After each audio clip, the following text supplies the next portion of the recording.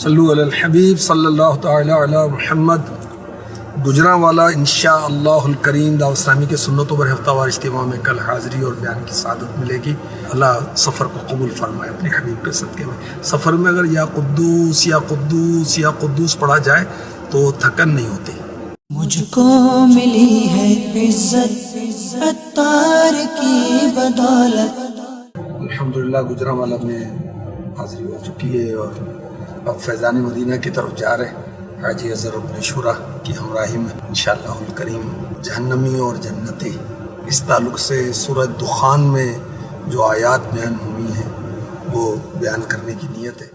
جہنمی کی خوراک جہنم میں کیا ہوگی؟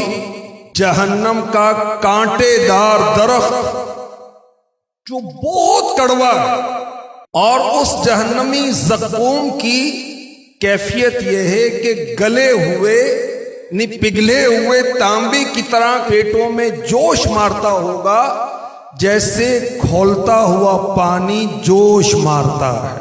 تو وہ شخص جو اپنی خواہشات، حرص و لالچ کے درخت کو اپنے دل میں اگاتا تھا، اس کا پھل دنیا میں نفسانی لذیذ شہوات، مگر آخرت میں انتہائی بد ذائقہ اور تلخ غذا اس کی خوراک ہوگی۔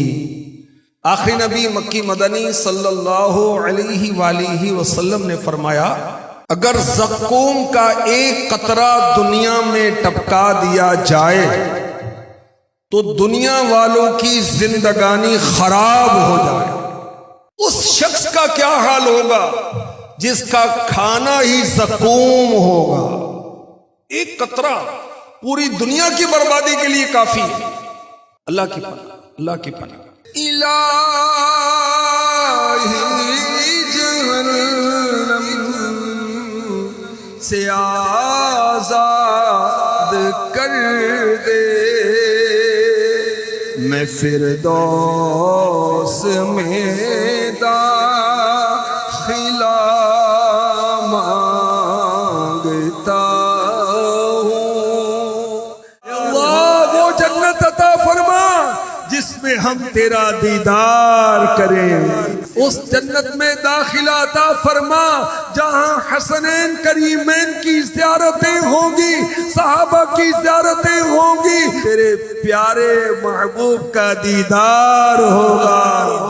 سنت کی بہار آئی فیضان مدینہ میں، سنت کی بہار آئی فیضان مدینہ میں۔